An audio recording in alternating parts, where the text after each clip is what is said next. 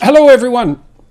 I'm pleased to talk with two people today. First, with author Brian C. Muraresku, and then later in the discussion with Professor Carl A.P. Ruck, Professor of Classical Studies at Boston University.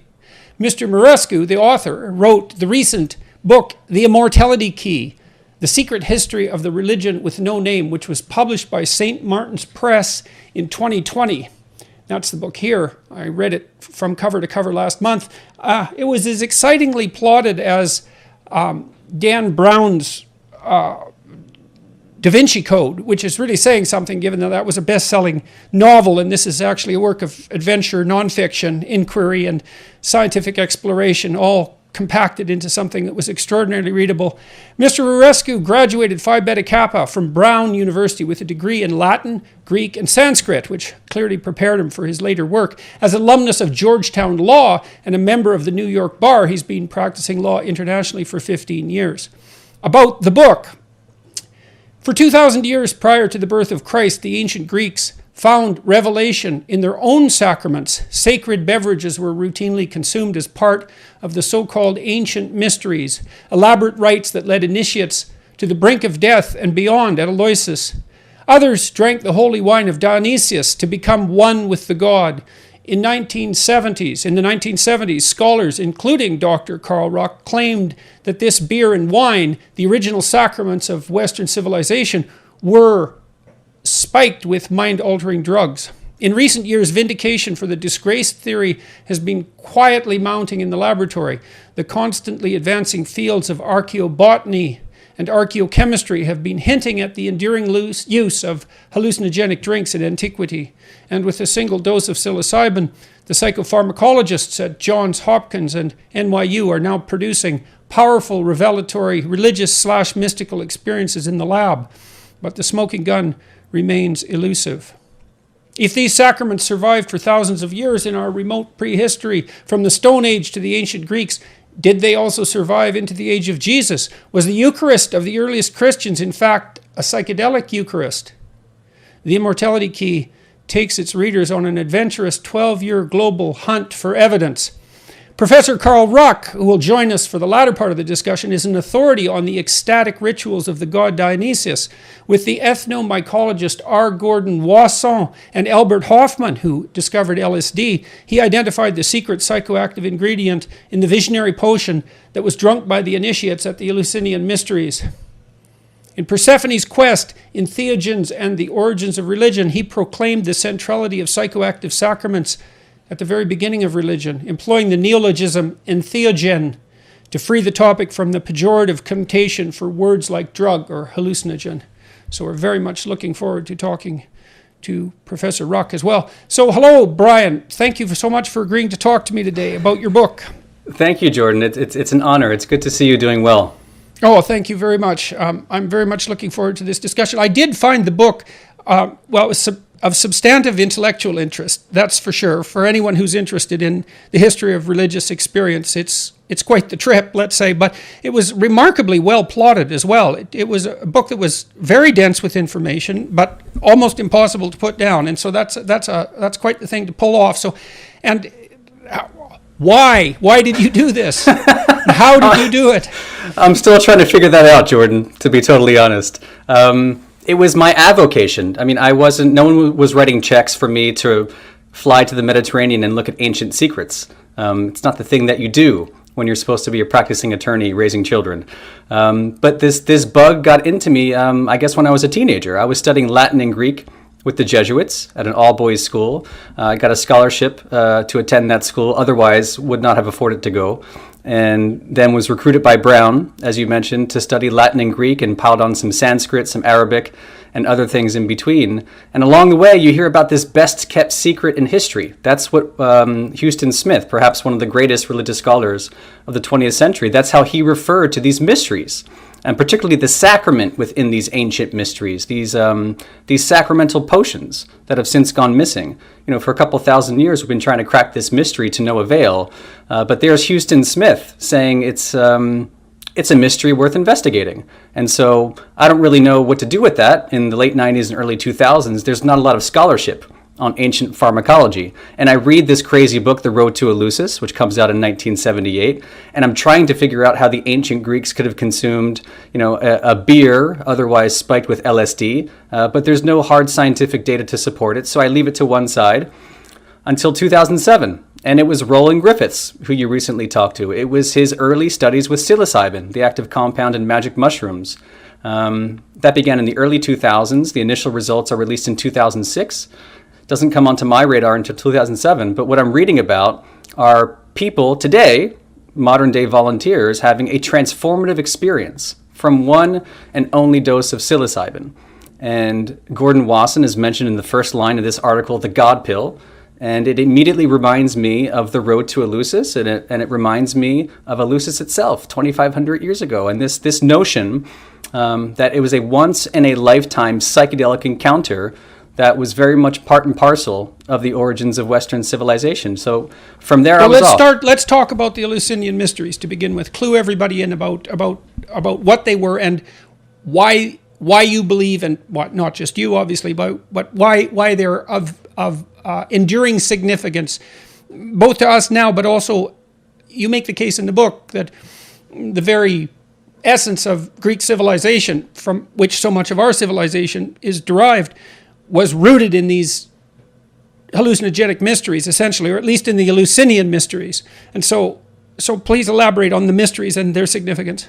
So we say the ancient mysteries. There were lots of mysteries in the ancient world. The mysteries of Eleusis, the mysteries of Dionysus, the mysteries of Isis and Osiris. But Eleusis, which today is this relatively small town of only about 30,000 people, 13 miles northwest of Athens, for about 2,000 years, it was kind of the epicenter of the Mediterranean spiritual universe. It was not a sideshow.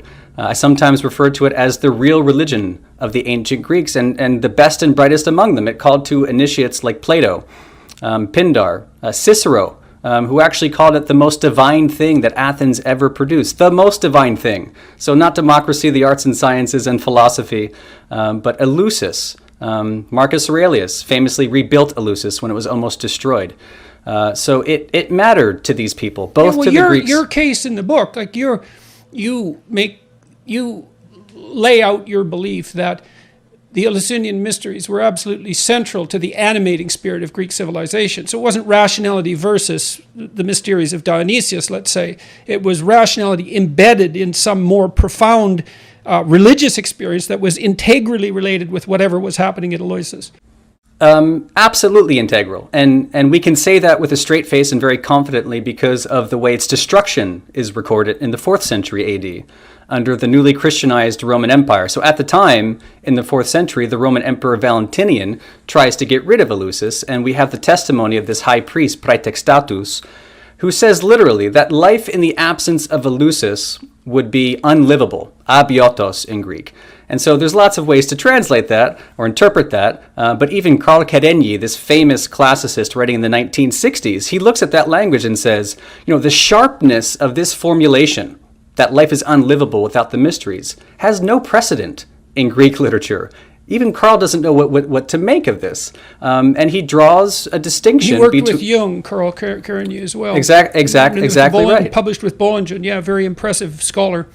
And this impressive scholar didn't know what to make of this testimony from Praetextatus. And he thinks that Praetextatus is clearly drawing a distinction between what was available in the pagan mysteries versus what was available in the rise of Christianity at that time in the 4th century. So again, Eleusis is bound up not just with the notion of Greek existence, but human existence and the survival of our species. Okay, so back to you as a teenager. Now, you got interested in this when you were relatively young. What? Yeah. Why? What was calling to you, do you think? It's that perennial search for meaning. I mean, I was raised Catholic. This is a very particularized derivative of it, though. So there's some story there. There's something going on there because it's, as you also pointed out in your introduction, what you did is not. It's not within the realm of normative behavior. You have your law degree, you have your family, you have your children, you're a sensible, educated person, and you took a 12-year hiatus to pursue something that's very abstract, spiritual, historical. There's something driving you for sure. And then you related it back to your teenage years. Yeah. What was gripping you? And because there's part of that's the animating spirit of this book. Okay, so I mean, if I'm being honest, I was the first person in my family to go to college, and the whole reason I went to college was because of Latin and Greek. There's no doubt about it. I may not have gone if it weren't for the classics or the Jesuits who were teaching me these classics. And for me, this is a major identity crisis, and I talk about our societal crisis. Are we our loss of connection with that tradition? Well, exactly. And I wanted to know what that tradition was and how my Catholicism, I went to Catholic school for 13 years, how does my Catholicism and everything I've learned about the Christian lineage, how does that square with Eleusis, for example? How does that square Yes, and with... that's something I really want to talk to you about, because there is some transformation. Like, even if the Christians were using the hallucinogenic sacraments that you characterize as being typically used by more archaic Greek society, which I think there's some reason for the Christian transformation, and I don't understand the relationship between that and the hallucinogenic story. So I would definitely like to return to that. But okay, so you're interested in Greek and Latin, and how you're the first person in your household to go to college. How did you get interested in Greek and Latin? It was forced upon me by the Jesuits. Latin was mandatory at this school, St. Joe's Prep. I otherwise wouldn't have taken a shine to it. And then Greek was an elective, but I stuck with that. And my professor, Dr. Henry V. Bender, insisted that I stick with it, actually helped me apply to college, hopped me on a train to go up to Providence to Brown to check it out. And that's how it happened. I wasn't touring colleges with my family. It was the Jesuits who got me thinking about this stuff, and actually, to their credit, very open-mindedly encouraged me to ask very fundamental questions about the origins of the faith and this whole pagan continuity idea that we can talk about, this transference from the pagan world to the Christian world and what it all means. And the interest in the hallucinogenic element of it, what was that? Was that a consequence of your knowledge that something was being used as a sacrament, some substance was being used as a sacrament at Eleusis in particular, or is there more to it than that? So this is the great irony is that I've never experimented with psychedelics. That's the great irony of this book and all this research. Because it really was Roland's work at Hopkins that it hit me like a punch in the face. The idea of people experiencing psilocybin and over the course of a few hours having their lives completely transformed. Not just positive changes in attitudes, behaviors, and belief, but fundamental psychological change in an afternoon. If I had to come up with a definition of Eleusis, that would be it, except it was an overnight. So you saw the connection, but it wasn't a consequence of personal experience, it was a consequence of intellectual realization. That's what it was, and those numbers have stayed consistent, Roland will tell you. When I asked him before publishing the book if this number still makes sense, he will tell me that 75% of these volunteers will report that their one and only dose of psilocybin remains one of the most meaningful experiences of their entire lives, if not the most meaningful experience. And this is data going back 20 years now.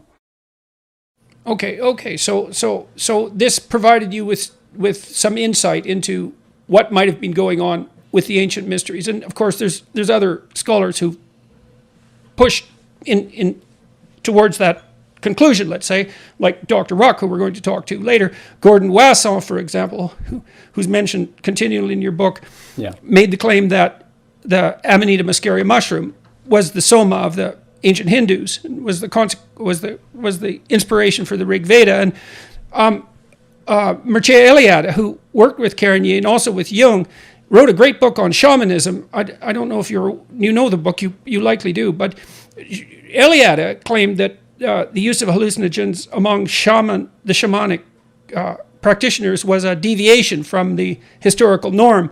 But I think the bulk of the evidence that's been accrued since Eliade wrote his great book, because it is a great book, Shamanism, it's a great book, I think he was wrong about that. I think it's absolutely crystal clear that throughout human history, for at least 50,000 years, perhaps longer than that, our spiritual guides, especially in the archaic world, were using whatever hallucinogenic substances they could get their hands on with their vast knowledge of local biology to produce these mystical experiences. And we have no idea to what degree that shaped us culturally or how that shaped our religious structures, beliefs, presumptions, all of that. And so that would make Eleusis a continuation of the shamanic tradition. And so I think it fits nicely into the anthropological literature in that manner. Okay, so on to your voyage. You go to Brown and study Latin and Greek and so forth. And then what happens? And then I have a great time learning Latin and Greek, and then I'm a senior, and I hear all the grad students grumbling about the job market because there is no livelihood to become from classics. I mean, it was either becoming a priest or a classics professor. And I still remain interested in both, oddly enough. But I took a left turn into law school and decided to enter the marketplace and to acquire, marketable skills. It was largely an economic decision. And despite going to law school, you also went on this decade-long hiatus. Well, because I couldn't put it down. I mean, when I was, even when I was interviewing for the law firm, we wound up talking about Sanskrit because that's obviously on my resume, and people wonder why the hell I wrote a senior thesis translating a 13th century giant poem from Sanskrit, and it comes up in conversation. People find it mildly interesting, and so you go off from there. The liberal arts have a way of preparing you for all kinds of things. And in my case, it was, I would still read Latin and Greek on my lunch breaks. And that's what drove the imagination until 2007 when psychedelics came on my mental radar and propelled me on this journey for another 12 years. All right, well, let's walk through the journey. Tell us what you did first. Well, I used my law firm's salary to purchase every book that Ruck himself had ever written, and Wasson and Hofmann. Then I started reading about Terence McKenna quite a bit, and was reading his information and listening to his lectures. And I spent most of the day doing that for a couple of years. And then I started to realize that some newer disciplines like the archaeobotany and archaeochemistry that you mentioned earlier, and with the advance of technology, new tools, new techniques, we were suddenly able to peer back into history in a way that we never could before. In other words, things like gas chromatography, mass spectrometry, and these wonderful, lab additions had allowed us to peer into these ancient containers, these cups and these chalices and these grails of sorts, and tell us for certain, relatively certain, what our ancestors were consuming and why. And this is all relatively new. This did not exist in 1978. And so that was a big break for me in this research, trying to attract the hard scientific data to prove this one way or the other. You spent a lot of time in the book writing about beer, for example.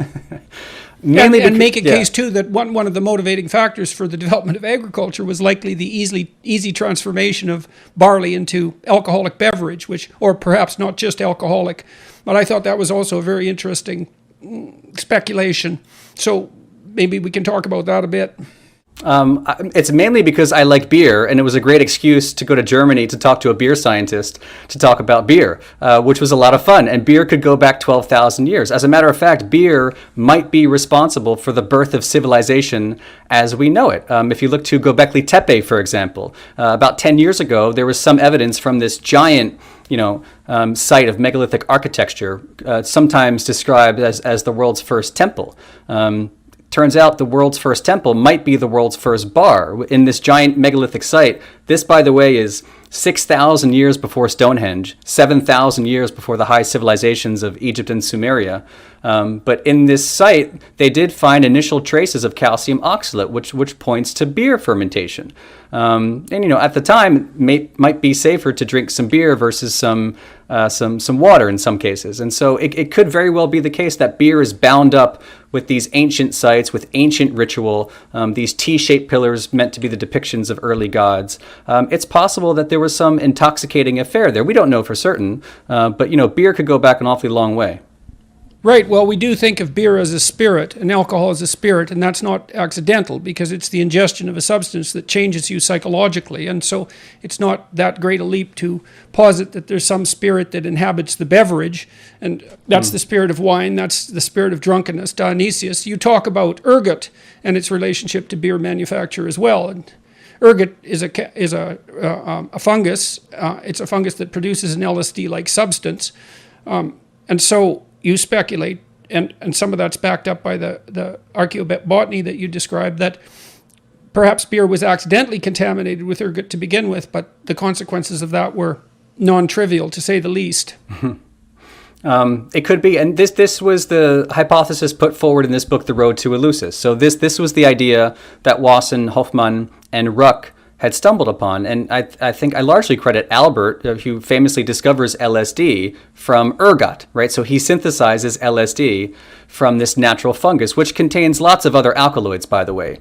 So things like LSA, LSH, etc. To this day, we don't know which alkaloid it may have been that spiked this beer potion, but could very well have been something like an ergotized potion that was consumed by these initiates century after century to, open the gates of death and convince them of their immortality. This was the idea in 1978, and so I ran with that hypothesis, and I looked for ergot anywhere I could.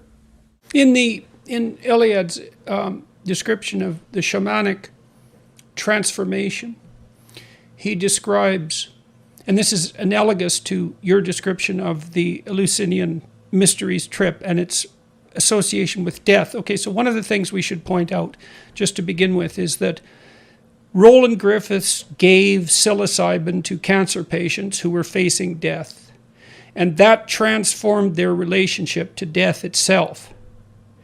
Now, when Eliad details out the shamanic experience, he said that the shaman who undertake their ritual, likely with the use of hallucinogenic substances, are typically reduced to something resembling a skeleton.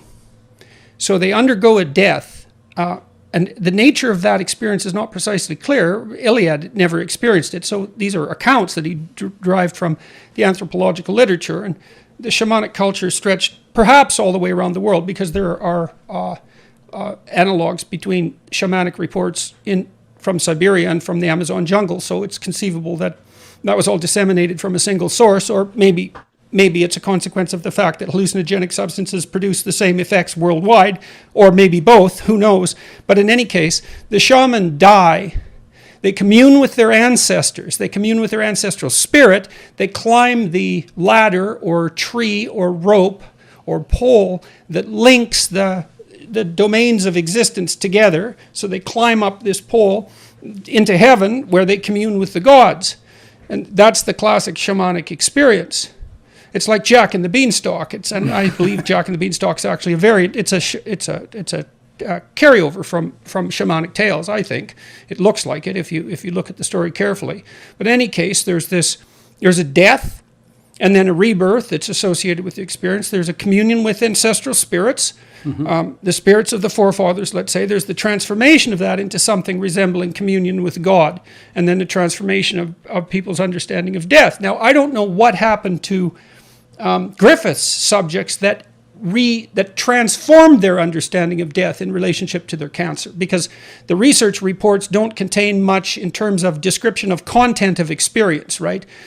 It's not like people are magically transformed. Something happens to them as a consequence of an extremely packed and dense experience that's all condensed into a very, very short period of time. And they come out, well, neurologically transformed. They showed transformations in personality that are quite profound even a year later.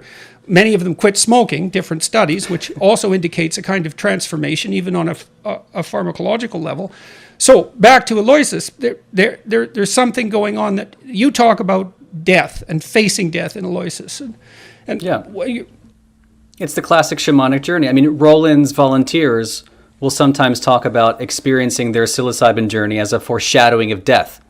And again, we don't know all the details, all the content, but it's something like, this is what death will be like, is one of the overarching conclusions. And that was the Mysteries. Again, if I have to put it in a few words, it is essentially a ceremony of death and rebirth. Right. Even if your words at the beginning of the book are, let me just get this here, from the Greek. If you die, before you die, you won't die when you die. And that certainly has Christian overtones as well. Interestingly enough. That comes directly from a plaque at the St. Paul's Monastery on Mount Athos in Greece, one of the holiest sites of Orthodoxy. An Pethanis, prin Pethanis, denta Pethanis, otan Pethanis. It's very Christian, It's also very Greek, going back to that, personality struggle I was talking about. Are we Greek or are we Christian? Like, the old narrative is that the Greeks who invented all this stuff, democracy, the arts and sciences, etc., these rational people, somehow, birthed civilization into existence, but then Christianity comes along and saves our soul.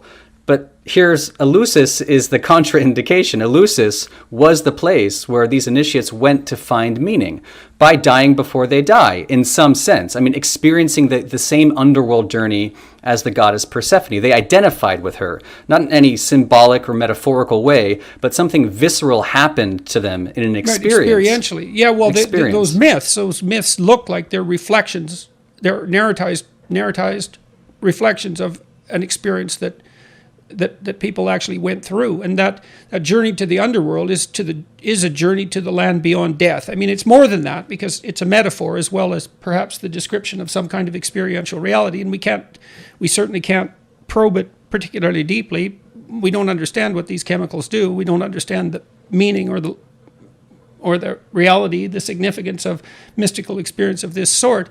But it is very interesting to note that the people who It's very interesting to note that the people who gave birth to our civilization, so to speak, or at least certain aspects of it, regarded this experience with a tremendous amount of respect.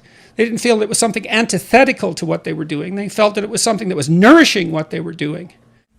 Right. Plato calls it the holiest of mysteries in talking about Eleusis. Aristotle says that you go there not to learn something. He uses the Greek word mathein, like mathematics. You don't go there to learn something, but to experience something. And if you think about philosophy in its broadest sense, Plato himself says that, those who engage with philosophy in the right way practice nothing else but dying and being dead. So again, it's this constant sense of death and rebirth. Something fundamentally life-altering happens at Eleusis that convinces these people, right? Convinces these initiates that they have transcended their mortality and they are guaranteed an afterlife. It was said only those who go to Eleusis, only them will experience the afterlife.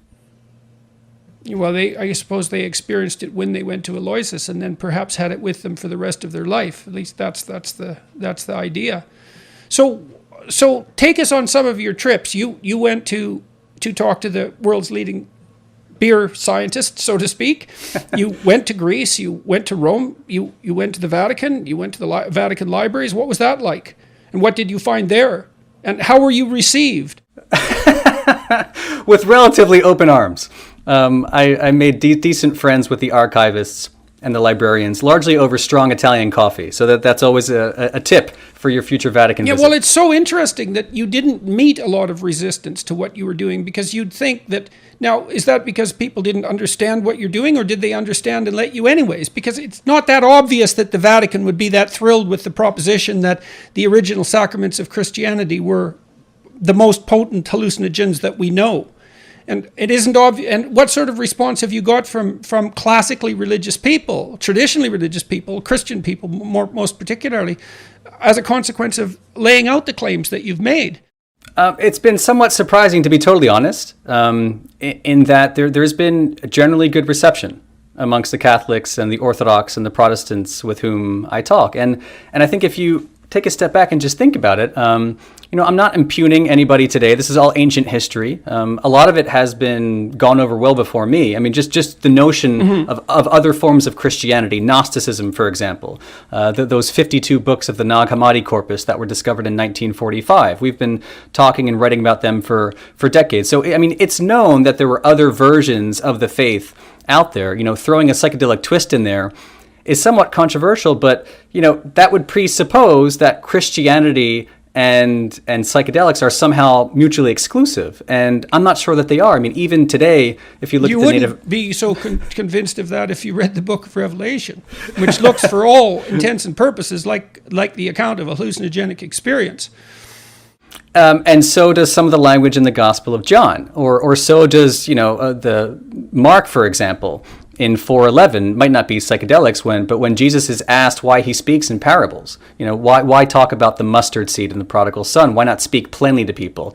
The response from Jesus is that he's trying to relay a mysterion, And that's the Greek word for mystery, the very same mystery as you would use in the mysteries of Eleusis, for example, or the mysteries of Dionysus. It's that word which, if you look at the Thayer Greek-English lexicon of the New Testament, published in the 19th century, they will define that mysterion in Mark as a religious secret, confided only to the initiated, not to be communicated by them to ordinary mortals. I mean, so the idea that Christianity is born with secrets, right? Potentially secret rituals, I think has been known for some time. I think that the big question is whether or not that included some kind of ancient pharmacology.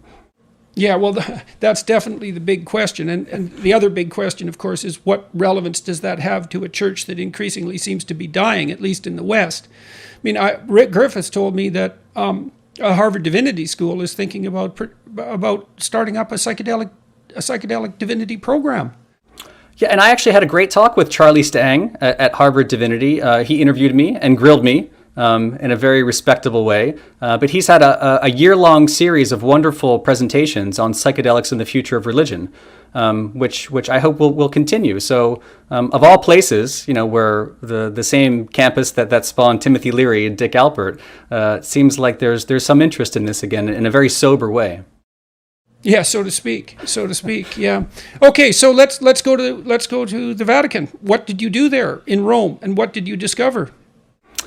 Well, I discovered a version of the faith, like we've been talking about, that I didn't hear about in my 13 years of Catholic school, and I was investigating this notion of continuity, pagan continuity, the idea that if there were these psychedelic rituals in antiquity, in pagan antiquity, did some of that somehow make its way into the Christian world? And so I went spelunking. I went literally under the Vatican, into the necropolis atop which it sits, and went to Mausoleum M inside the Vatican. And right there, under the cathedral, you will see the vines of Dionysus painted onto this mosaic. Could be one of the earliest Christian mosaics that we have, as a matter of fact, in this tomb. And art historians point out that clearly these are the vines of Dionysus that have been co-opted as the vines of Christianity. I mean, in John's Gospel, Jesus refers to himself as the true vine. I mean, so it's a very kind of just silly example of how, the edifice of the church is, in some senses, literally built on top of these pagan roots. And if you go to, other catacombs around the city, under the streets of Rome, you will find frescoes from the 3rd and 4th century. And in these frescoes, you will see women consecrating what looks like wine in what looks like some kind of version of a proto-mass or a proto-Eucharistic meal. The Vatican itself identifies these women as, participating in a Eucharistic vigil, not what you often hear about. Next to one of these women consecrating wine, you'll see the Greek witch Circe, who, if anything, is known for her pharmacological expertise, going as far back as Homer. So it's difficult to explain these images, these very Greek images that somehow reference pharmacology, somehow reference the role of women in the birth and development of the church. It's not a Christianity that's often talked about. So why do you think, if Christianity, or at least some branches of okay, so first, do you think that Christianity itself had its origins in hallucinogenic use? I mean, that's certainly what John Allegro claimed, right, with the sacred mushroom and the cross. I read that when I was pretty young, 15, and I had no idea what to do with that book. I mean, because there was no way I could criticize it. He was a philologist, essentially, right? He derived almost all of his evidence from the derivation of words, from the etymology of words. And I just still don't have enough expertise in that field to evaluate his claims. But I read that. I thought, Christianity originated as a hallucinogenic mushroom cult? Really? That's actually possible? And he compiles a tremendous amount of evidence. It's a very scholarly book. I destroyed his career because it was published at the height of the hippie revolution, which Timothy Leary was responsible for, and as a consequence, I would say, of his carelessness more than anything else. But Allegro is very serious. It's a very serious book, but it's not one that's easy to... It's not easy to know what to do with that book. And and Allegro was put aside because of it. And lots of people paid the price for this, and Ruck, who we're going to talk to later, was one of them as well. I mean, the pathway was laid for you in some sense because all these other people had already suffered for putting forward this hypothesis earlier, right? And so by I'm the the time first. you did it, Yeah, I had it easy, Jordan. There was no hard going here, which is at least maybe part of the reason why I was welcomed into the Vatican, or why I've had great conversations with people at Harvard and Yale and elsewhere, because times have changed. I think largely thanks to Roland Griffith's clinical work and the extraordinary promise that is being shown on clinical depression, anxiety, end-of-life distress, PTSD, addiction, you name it, with these compounds, the study of which was interrupted for decades. And I think people are beginning to realize that there's something here worth looking at. When the front page of the New York Times earlier this week is talking about the future of psychiatry being revolutionized because of psychedelics with psilocybin and MDMA. The same sort of thing occurred in the early 1960s when LSD and mescaline and all of the powerful psychedelics were being utilized partly for the treatment of alcoholism, for example, and there was some evidence that was successful. But things got out of hand very, very rapidly. I mean, maybe that's why Christianity, as it formalized, put the psychedelic sacraments to rest. I mean, when we introduced them back into our civilization, speaking as a Westerner, so to speak, I mean, that was only in the 1950s. It was Wesson who went into Mexico and discovered the psilocybin mushrooms and brought them back. He was quite the character. I'd recommend that everyone who's listening read about Gordon Wesson, because he was quite the person. Pulled these powerful hallucinogens back into our culture. I mean, they blew us into pieces in the 1960s.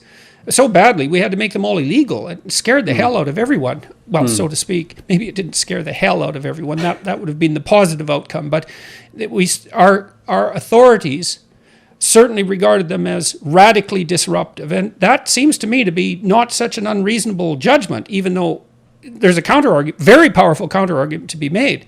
But it's something to be very, very cautious about. Are you still a practicing Christian? And you don't have to answer that. I don't really want to put you on the spot.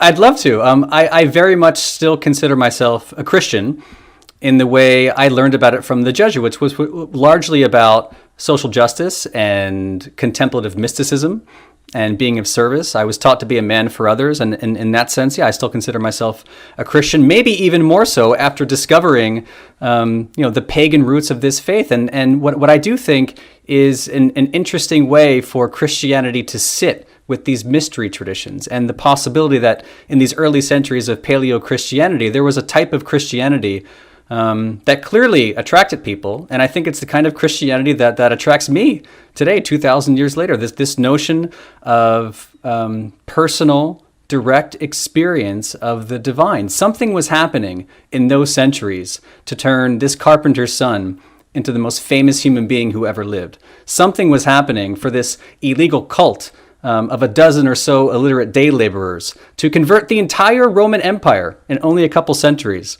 and become the world's biggest religion. Well, that's also the great mystery that's in your book, too, because the Eleusinian mysteries are going along for 2,000 years, let's say, and then they're disrupted, and Christianity comes along, and there's a hallucinogenic end to it. So what was it about, what happened? Something happened that isn't merely a continuation of the shamanic psychedelic tradition, or that's what you have to think if you're a Christian, but that's also what you have to think historically, because Christianity did do exactly what you said it did. And so that's something I'm very interested in this I'm very interested in Christian ideas. I'm very interested in the continuity of religious experience across tens of thousands of years, and maybe more than that. And I don't understand at all what constitutes the shift that occurs from the transformation from the pagan structures, let's say, predicated as they might have been on hallucinogenic experience, extending way back into the shamanic depths of time. God only knows how long. There's some transformation, though, that's specific to Christianity that's tangled up with the hallucinogen use that I don't understand at all, and that has something to do as well with this idea of the defeat of death and the resurrection of the body and all of this mystical elements and the hallucinogenic elements of Christianity that are integrated into the Book of Revelation and so on. So there's a pharmacological story, but there's a story of the transformation of religious ideation that also is a complete mystery. Why was Christ able to displace Dionysius, let's say? And what does it signify that was the case? That's what I'm trying to figure out. I mean, I think Allegro kind of sits on the more extreme end of the spectrum of the psychedelic hypothesis. So I don't think that the religion begins as a mushroom cult, for example. I'm not sure if there were psychedelics at the Last Supper. I think the hypothesis I'm pursuing is whether or not there could have been, some communities of early Greek-speaking Christians who, at some place in the ancient Mediterranean, would have availed themselves of some kind of mind-altering sacrament. The prevalence of that kind of tradition, we simply don't know. At the end of the book, I say it's probably not a majority. There were other things that led to the rise and success of Christianity. It's often distinguished from its pagan predecessors by this sense of community and love and charity that the ancient sources talk about. But clearly, there was something else. That was inspiring people to abandon the faith of their ancestors, perfectly good religion, like Eleusis, by the way, which survives all the way through the early Christian period. The mysteries of Dionysus, a perfectly good religion to the Greek speakers of Greece and elsewhere, that survives before, during, and after the life of Jesus. So I think for at least some of these communities, the way the gospel was communicated to them in the Greek language may have reminded them of some of these mystery rites, some of these pagan rituals. Well, that is a relatively speaking, a very moderate hypothesis. I guess the problem I have with that hypothesis, insofar as I have a problem with it, because it could well be accurate, is that, as you have pointed out, the hallucinogenic experience is so unbelievably powerful that it's hard to believe that it would have had a tremendous impact. And you see also these odd correspondences between the development of Christian ideas and the mysteries of facing death that you described that aren't trivial. So Christ is crucified, he dies. 3 days later, he spends time in the underworld, he spends time in hell, he resurrects. That's a death and resurrection story that's very much akin to a shamanic death and rebirth. And it's hard to believe that those ideas aren't in some manner integrally related, especially given that that's something that can be experienced as a consequence of chemical transformation. And then the next question is, what the hell does it mean that sort of thing can be initiated in people repeatedly and reliably as a consequence of chemical manipulation? I mean, and you'd say, well, it's an aberration. It's a form of poisoning. That's the most reasonable hypothesis. But then you'd expect that if it was a consequence of poisoning, that the downstream effects would be negative, not positive. And I read a large-scale study, hundreds of thousands of people, it's retrospective analysis, looking at the comparative mental and physical health of hallucinogen users versus non-users. And on virtually every measure of physical and mental health, the hallucinogen users were healthier. It's not what you'd expect if it's poison. And so it's not poison, but it's a chemical that produces this incredibly powerful spiritual experience. What the hell are we supposed to make of that? And it's at the foundation of our religious belief, historically speaking, perhaps at the foundation of Christian ideas themselves. It looks like it's integral to the emergence of Greek rationality and all of the civilization that's flourished in the Mediterranean. It can't just be brushed away. And then there's the clinical evidence coming in from Griffith's end, showing that it does appear to be positively transformative. I mean, it points to something that we just don't understand at all. And then I've read a fair bit about mushrooms, and they're very, very strange things. Paul Stamets, I imagine you're familiar with his work. Yes. He's quite the genius and a very strange person. I should really interview him. He's a remarkable person. And mushrooms are very, very complicated things. And it isn't obvious why psilocybin mushrooms produce psilocybin. It doesn't seem to do much for the mushroom. And so there's a mystery there. And then there's all of the speculation that McKenna, I met his brother at a conference on awe. He came and spoke up at the U of T, so that was extremely interesting. But his stoned ape theory is extremely interesting as well. I mean, it's definitely on the fringe ends of speculation, but it's not like there's any shortage of evidence that every human culture that ever existed did everything they possibly could to identify every hallucinogenic substance within reach and become masters of them. So, right. Well, we co-evolve with these things. I love talking to Paul and to Dennis McKenna. They're great stewards of this tradition. And I'm not a mycologist or a scientist for that matter. But this is the kind of stuff that asks deep questions about our past. I mean, and when we're talking about pagan continuity, maybe we should say anthropological continuity. This right, goes, because that's farther back than pagan by tens of thousands of years, right? We had no idea how far back this goes. It could be tens of thousands of years. It's highly likely. I cite one study in my book about Neanderthals. This is from a decade ago. They found medicinal plants like chamomile and yarrow in the dental calculus of Neanderthal bones in Spain. That goes back 50,000 years. There's some evidence that chimps use medicinal plants, and cats eat grass when they're ill. The relationship between animals and plants is extraordinarily complicated. And you know, the thing is, too, the farther back you go in history to identify something, and you see it there, the farther back it's likely that occurred, because the farther back you go, the more stable cultures are, and the less likely they are to have radically transformed. So if you go back 15,000 years and something's there, well, you can make a pretty good guess that maybe it was there 80,000 years ago, because there just wasn't that much change. And lack of change is what's typical rather than change, you know, despite our current culture. So... yeah, so this stuff goes way back as far as we can possibly imagine. You said just moments ago that we co-evolved with mushrooms. And so can you elaborate on that a bit? What do you mean? Well, they certainly precede us. Plants go back about 470 million years. If you talk to Paul Stamets, he will say there's a fossilized mushroom that's 2.5 billion years old. So the mushroom actually far precedes the plants that we know of. 391,000 species, 80,000 of which might be edible. This is in orders of millions of years before us. And let's just think about it commonsensically. If we weren't made to interact with our environment, why would these plants have an impact on us? Why are we equipped with CB1, CB2 receptors? Why are we equipped with the 5-HT2A receptor? Why do these things have any impact on us whatsoever? It seems that we've co-evolved together with our planet, and just maybe we're not aliens to it, but together these things are more allies than foes, in some cases, poisons though they may be.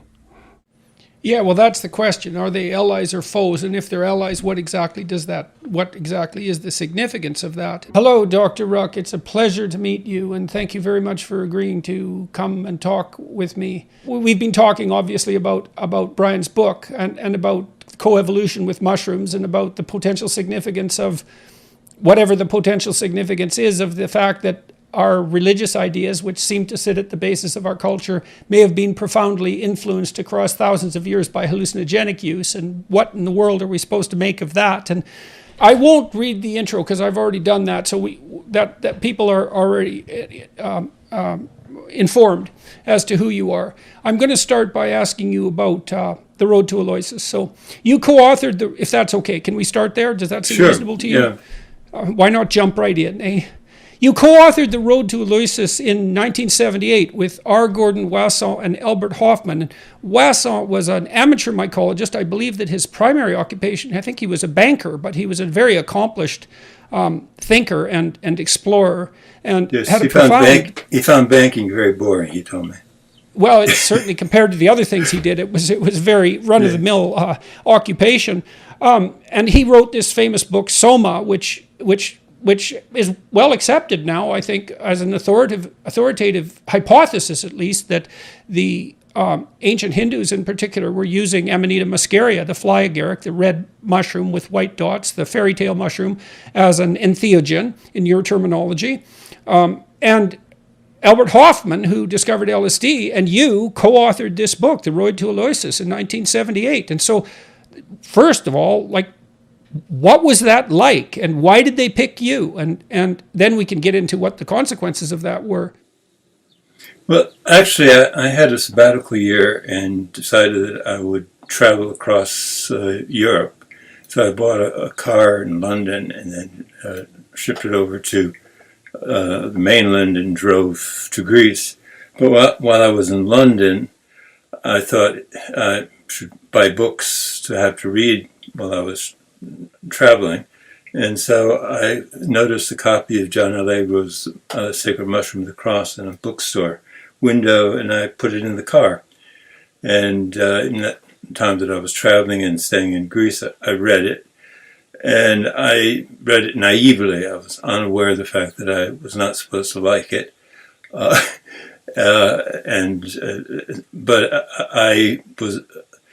I couldn't judge where Allegro was dealing with Hebrew or with Sumerian, but I certainly could judge when he cited classical sources.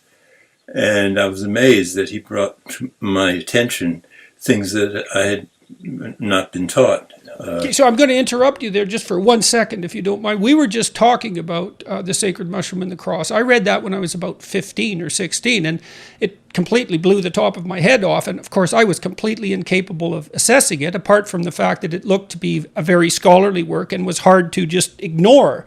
But it's interesting to hear you say that even when he moved out of his area of specialty into your area of specialty, you found him to be a credible scholar who had actually found things that you didn't know about. His citations were fantastic, and I was interested in Dionysus, and he was giving me information about the nature of the mania induced by possession by Dionysus, and so when I came back from the trip, I wrote 2 scholarly essays that were accepted in reputable journals, peer journals, and published.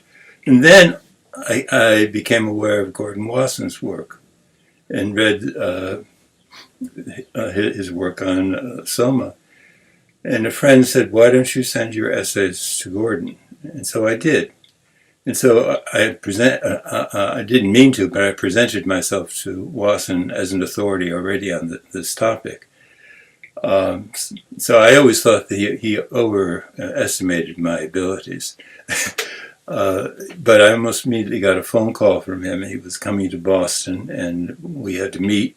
So we did, and then the second time, very shortly after, he came to Boston, and he said, we met in Dick Schulte's office this time. The first time we met at a restaurant.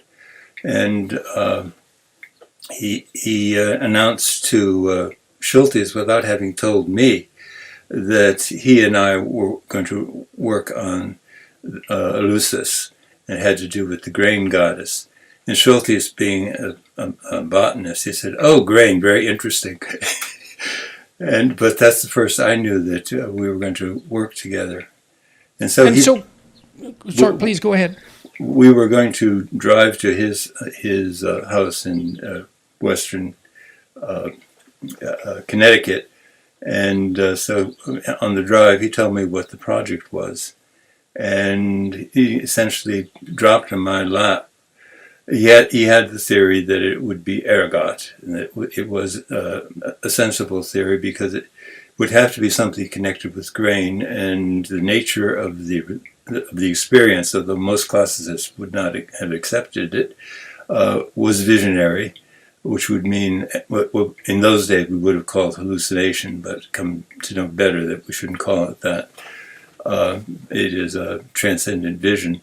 But it had to be something connected with grain, and the most obvious intoxicant that would be toxin, if you wish, connected with grain would be ergot, which is a fungus that grows on mushrooms. Now, Wasson was always interested only in mushrooms because of the experience which he describes many times of his honeymoon in the Catskills, where he went for a walk with his new wife, Valentina Pavlovna, and she saw mushrooms growing everywhere, and he saw only toadstools. And that's why they became interested in discovering that people had definite attitudes about mushrooms, and that they figure prominently in art and literature. And so he was really only interested in mushrooms, and was. I remember when we received a specimen of ergot from Hoffman that had fruited. The sclerotia looks just like a kernel of grain that's become clubby and purplish. The infected, the real mushroom is the root-like growth, which is called the sclerotia, and it permeates its host. But under suitable conditions, it fruits, and this is true of ergot. And so that we didn't have the actual specimen. We had a photograph from Hoffman of the fruiting kernel of grain, and you could see that mushrooms were sprouting out of it. So he was ecstatic. It was indeed. Of course, fungus is a fungus, but this wasn't a mold. This was as he called it, a higher form of mushroom that produced the fruiting bodies. So he was ecstatic, but it was my task, and it seemed very plausible. I really didn't know anything about the elusis and mysteries. It's peripheral to ordinary classical education. It was my task to show that yes, it fit the mythological scenario.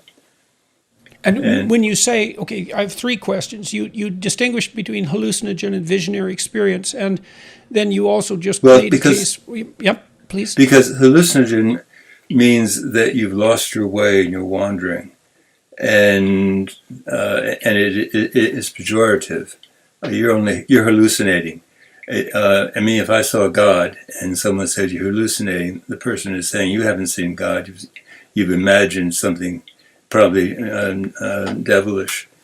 And so for that reason, I was asked to come up with a new term and invented the term entheogen, which is actually a Greek adjective describing the way the devotees of Dionysus became when they were possessed by him. It means you have the deity within you, and I just coined it upon hallucinogen and added the Genesis root. It's quite a coinage because it is very different from hallucinogen or hallucination. I mean, LSD and psilocybin have been given to people who are schizophrenic who do have hallucinations, and the LSD and psilocybin do not exacerbate schizophrenic hallucinations. If you want to exacerbate schizophrenic hallucinations, you use amphetamines, a different class of drugs entirely.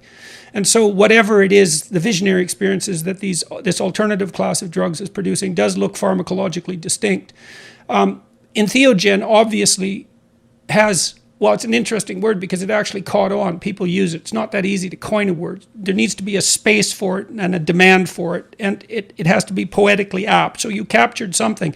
But entheogen obviously has a whole set of connotations that are very much unlike hallucinogen. And yes, you mentioned the God within. So you were thinking about all these things when you came up with the word. So maybe you could tell me about that. Well, about the connotations of entheogen, in fact, it does prejudice one to accept that the vision is in some way related to religion. And so I have worked with scientists who objected, and I co-authored a paper with him, and he wouldn't use the word entheogen, but we use the word neurotropic. It means it just changes the way your brain works without judging what the significance of that change is. And so it definitely is a term that is used by people who believe there is something like a spiritual dimension to our existence. And, well, let me ask you about that. You've been thinking about this for an extraordinarily long time, and it's cost you a fair bit to think about it, although I imagine it's been an adventure as well. Are you still pleased with the coinage? Were you pleased with the coinage of entheogen to begin with, the word, and do you stand by that creation, so to speak? Yes, because of its roots, it goes into European languages, and so you find it in French and German, and so on, slight adaptations to make it fit their language, but it's the same word. So what's your impression of the validity, significance, meaning, etc. of the entheogenic experience? What sense do you make out of it? The fact that this chemically induced, a chemical induction of a mystical experience, what sense do you make of that? What significance is there in that? What I make of it is quite profound, but it's not something that really one can share easily. But I can put it very simply, that as we each sit in our present rooms, we have constructed what we consider to be the reality by the things that we see, and we have not constructed that reality by the things that we don't see. But it's quite obvious that what we see is only those things that our organs of perception allow us to react to. And so anything that we are not capable of reacting to with our organs of sensation isn't part of our reality. And you can train yourself to see the fringes of reality. Well, as a matter of fact, a rather humorous event, I was at a conference with Dick Schulte and Albert Hoffman, and Dick Schulte is a botanist at Harvard, who had participated in many shamanic experiences, had taken many drugs. The people in the audience said, someone in the audience said, "What has it meant for you to have taken all those drugs?" And Schultes, I'm sure he was lying, but he was a very common sense, sane person. He said, "It means nothing. It means absolutely nothing. It means the next morning you get up and go to work." And then they asked Albert, and Albert said, "Well, I think it means that the defining lines of reality are a bit fuzzy." A bit fuzzy, yeah. Mm-hmm. So I mean, as I sit here, I can imagine, and certain gifted times, perhaps I even can respond to the fact there are a lot of other things going on in this chamber, and where you are also. So I talked a bit to Brian about the Eleusinian mysteries and the idea that he opened his book with, that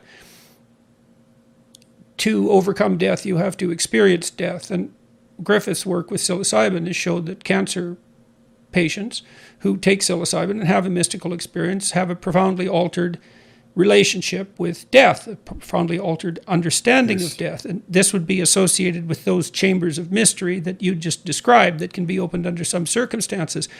Do you have anything to say about that transformation in attitude towards death, which, seems like a highly relevant issue, all things considered, since we all have to face death? Yeah. I think it's sad that one should be aware of that totality of existence only when you're about to leave it. And what do you think, if anything, that the entheogenic experience can contribute to our ability to tolerate our mortality, our ability to understand it, our ability to transcend it? Well, we're talking about something that's unknowable. And by definition, that means that anything you say about it can't be it, because it's unknowable. One can only speak in paradigms and parallels and so forth. But it is perhaps an outrageous supposition to assume that we are mortal. And why do you say that? Why do you think that's an outrageous supposition? And believe me, I'm not trying to trap you here. I'm genuinely curious about this. The whole mystery of being and procreation is inexplicable. Yeah, well, it certainly seems to be that consciousness itself is inexplicable. We don't have a good causal theory for consciousness. We have no understanding whatsoever of the relationship between consciousness and neurological functioning, as far as I've been able to tell. I've read a lot of books on consciousness and neurology, and most of them aren't particularly credible. Some of them are good, but there's also a mystery about the fact of existence, experiential existence itself, which is obviously dependent on consciousness. And what we don't know about consciousness could fill many, many volumes. And so that speaks to your many-chambered experiential realm argument. What happened? Okay, let's talk about Hoffman, because you wrote the book, you wrote Road to Eleusis with Hoffman as well. So you talked about Wesson. How did you meet Hoffman? I only met him at that conference with Schultes. And then again, I met him on his 100th birthday at a conference in Basel. And I hadn't seen him for 30 years. I mean, Well, I'd seen him, I guess, in the 80s. I hadn't seen him for a couple of decades. And he didn't recognize me. When I got up to speak, I was announced, and he said, "Oh, Carl, is that you?" Well, that's a long time. Yes. I just saw one of my colleagues a week ago or so, a couple of weeks ago. I had seen him for 20 years, and I wouldn't have recognized him. 25 years, I wouldn't have recognized him if I would have passed him on the street. I don't know if he would have recognized me either.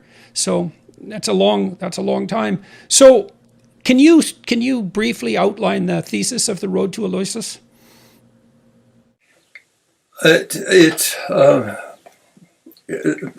thesis is very simple. It was one of many what were termed mystery initiations in antiquity. But in the case of this mystery initiation, it was first of all a pan-Hellenic rite. So many people, not just from a village or a tribal group of Greece, or you didn't even have to be Greek. Anyone who had the means to do it would do it. It was considered the experience of a lifetime. And so it was a kind of universal experience, but it was only one of many of these things which were performed locally. And it was institutionalized, which is very interesting. So, because Brian and I were talking about the reintroduction of psychedelics into the West in the 1960s. Of course, that caused tremendous cultural disruption and then a clampdown on the use of psychedelics in general. But the Greeks had figured out how to institutionalize their use and to, well, maybe the Greeks had, maybe the precursors to the Greeks had, because God only knows how old the tradition was, but they seemed to be able to keep the genie in the bottle, so to speak. And do you have any sense of how they managed that? Athens was becoming an imperial power, and it annexed Eleusis and then took over the religion. And so Athens wasn't as the religion, as the rite became more popular. Of course, people knew about it, but there was no reason. Eleusis was a separate town, a separate state. There was no reason why it would be identified with Athens, other than the fact that Athens annexed Eleusis and then took over the administration of the rites, and in fact had a preliminary rite which was performed in Athens a half a year before the rite at the village in Eleusis. Eleusis is about 14 miles outside of Athens to the west. So an initiate but in the case of Eleusis, which makes it so interesting, not only was it this important classical mystery religion, but there are others which were equally important. In this case, we have in a Homeric hymn to the goddess Demeter. These are poems in the style of Homer, but not by Homer, in Homeric type of poetry.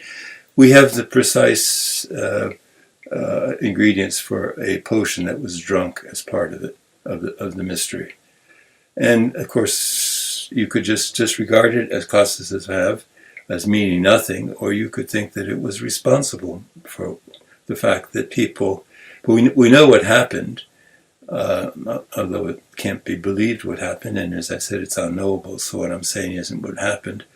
But they all saw something at exactly the same time in a chamber after they'd been prepared by long indoctrination as to what they were supposed to see, and so forth. But on cue, they saw something, and you. Do you see that as a continuation of the shamanic tradition? Yes, of course. Yes. There's no way you can make a group of people, several thousand people, see something all at the same time by drumming or fasting or anything of that kind. It's going to be haphazard. Some people may have a transcendent experience and others won't. But on cue, every year, a large group of people had a vision after they drank a potion whose ingredients are known. So that's what makes it interesting. Do you have some sense of the contents of the vision? Yeah. Can you outline that? I can quote because of course to say what it was openly was prohibited under the pain of death. But in a play of Euripides, the Ion, the Corot says that when you pass through the gates of the hall of initiation, you will see the stars dance, and with them dance the moon. But I have to remind you that the hall of initiation has a solid roof. You cannot see the sky. The only way you can see the stars dance, and with them dance the moon, is if you have transcended the physical, passed to the edge of the cosmos, which is what is described in ancient poems of the shamanic journey, to the edge of the cosmos, and are there dancing amongst the celestial bodies, the planets and the stars. Okay, let me ask you a side Of course, that's question. impossible, isn't it? Yeah, well, yeah. Who knows what's impossible precisely? It's what's described over and over again, though. It's what Plato describes in the Phaedrus. It's what Parmenides describes in his poem. In the shamanic tradition, at least according to Iliad and to other sources that I've read, the shaman who, although Iliad didn't accept this part of the hypothesis because he didn't accept the centrality of hallucinogenic substances in the shamanic experience, but we talked about that earlier in the podcast. But the shamanic initiate, the shamanic practitioner, would die, would be reduced to a skeleton. That's one way of thinking about one part of the experience. And sometimes have his bodily organs replaced, or sometimes have them replaced by something that represented a crystalline structure that was more pure, but would die anyways, would reliably commune with the ancestors, would then leave the cosmos as we know it, traveling up and down something like the layers of, like a structure that represented the different layers of experience, which seemed to me something like, imagine the standard three dimensions of reality plus time. So you've got width and height and depth and time. But there's another dimension of sorts, which is the dimension that we experience when we go down into the micro realm of being, and that when we experience when we go up into the macro realm of being. So from the subatomic to the cosmological level, that seems to me to be portrayed by the idea of the world tree. You can see that in Scandinavian mythology because the world tree is associated with the cosmos as such, and then the ability to move up and down that tree seems to be associated with the ability to move between the earthly realm and the heavenly realm. And to move into the heavenly realm is to move outside of the normal cosmos, which is reminiscent to me of the idea that God, the Christian idea that God exists in a place and time that's outside of our universe. So which is quite a remarkable and non-obvious idea.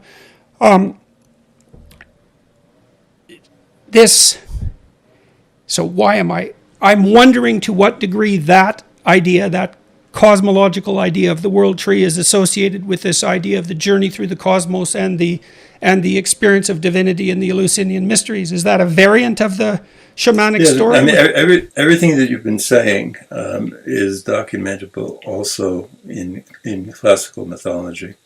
These are themes which are waiting for scholars to recognize, and they are now. But when I embarked in the study of classics, there were very few classicists who even knew that these things were being spoken of. Which things are you referring to specifically? Like the body being attacked by demons and spirits, and the internal organs being rearranged, and a part of the body replaced with some badge of immortality. All of the descendants of Pelops. You see that here. Something flashed into my mind. I'm an admirer of the Disney film Pinocchio. Yeah. Now Pinocchio goes down to the depths, right? He's an initiate. He goes down to the depths. He goes down to the bottom of the ocean, like Gilgamesh. Yes. He finds his father. That's the ancestral spirits in the body of a dragon. It's a whale, but that whale breathes fire. It's a dragon, for all intents and purposes. And when he's transformed into a genuine person, right? And so that's his rebirth and transformation. He comes back from the dead. His conscience, Jiminy Cricket, is given a gold badge. And that's an echo of that shamanic idea of the replacement of something the soul-like. It reflects the stars, actually. That's how the movie closes. This badge reflects the stars. So you see these unbelievably deep, classical, mythological / shamanic ideas popping up in places that you'd never expect them to pop up continually and constantly. I mean, what you're talking about is a subject for a whole another series of your investigations. It's what the Disney artists knew about entheogenic, or do now know about entheogenic experience, because they fit the pattern perfectly. Yeah, so do you have any specific knowledge of that? I mean, that movie was made in the 1930s. Yes. And it's a work of absolute genius. That movie is so deep, it just stuns me every time I watch it, because there's always something more to discover in it. But in Fantasia, isn't there an episode of dancing mushrooms? Yes, I believe there is. Well, that's incredible. No, I mean, he must have been crazy. No one would know what that meant. Yeah. There always has been an inner core of people that know very well what it all means. So what happened to you after this book was published? First of all, what did you expect would happen when you published this book? That's the first question. And then what actually happened? I expected that other classicists would take the idea and work with it in fields of expertise that I did not master. I expected that they would take the ball and run with it. But like you did with Allegro's book. Yeah, but it didn't happen. And in particular, my situation at Boston University was that at the time I was acting chairman, and President Silber was a great supporter of classics, but he had his own idea of what classics were. And I worked with him, in fact, in starting the build-up of the department, which has become quite a respected department. But he had his own idea about what he would have thought drugs, and his idea of Greek rationality. He was a philosopher. And so he certainly was not willing, even though Dodds had written a book on Greeks and the irrational, which greatly influenced me, he was not one of those people that was interested in Greek irrationality. And so I was at a chairman's meeting in his office, and he was talking to us about, we had to stress the fact that publications were necessary for advancement. And then he looked at me and he said, unless it's a publication by the Vanity Press. And I had nothing to do with the publication, and Harcourt Brace was not a Vanity Press, and Wasson didn't pay for the publication, so that would be what the definition of Vanity Press is. And Harcourt Brace is certainly not a Vanity Press. I mean, there's no doubt about that. And Helen Wolff, her son, I was very interested in the work. He's a classicist, and she was our particular editor. But I was labeled as publishing with Vanity Press, and he disliked me from that point on. What? And you believe it was because, why? Because of his belief in the rationality of the Greek, not the Dionysian element of the Greeks, the Apollonian element. Yes, absolutely. And he was a very divisive figure. And so it became a way for people who wanted to advance themselves to denigrate me. So I had colleagues in my department who turned against me because that way they could climb upon my corpse and promote themselves. It's all changed now. I mean, the people who were involved are no longer there, except for a few people who are my friends, and they're not hostile to me at all now. But it was a very divisive period at Boston University. And to put Carl's experience in context, maybe this is in the late 1970s. One of Carl's colleagues at the time was Howard Zinn, who famously wrote A People's History of the United States, published in 1980. John Silber, who was the president of BU at the time, this sort of no nonsense Texan of conservative Presbyterian roots. He didn't have the best relationship with Howard Zinn either. He would deny the Marxist, as he called him, sabbaticals, promotions, and pay raises. And, Silber was no fan of the anti-war movement or revolutionaries. And the idea of, aligning the psychedelic gospels of enlightenment from Tim Leary and others with this anti-war movement was not welcome on campus in the late 70s. Or to suspect that a faculty member was going to introduce students to drugs, which was, of course, not anywhere in the realm of possibility. Right, but I guess there's the what would you say, the uncertain consequence of taking this sort of hypothesis seriously, right? Which is an uncertain. There are uncertain consequences. It's a very dangerous proposition because it opens up the possibility that religious experience or spiritual realities are a part of our basic nature as humans. Well, but it's worse than that. That calls into question the validity of all the religions. It's so. Well, I think it's worse. I think it opens up the possibility that they're correct. They're correct. They have just defined it in their own manner. Yes. But I think the idea, this might be my own personal peccadillo, but I think the idea that there's something in the central religious doctrine that's fundamentally correct is much more terrifying than the idea that there isn't. That's how it looks to me. I mean, if there's something divine and immortal about human beings, and it's our ultimate ethical responsibility to let that shine into the world, and that's part of reality itself, then, heaven help us when we don't manage that. That's how it looks to me.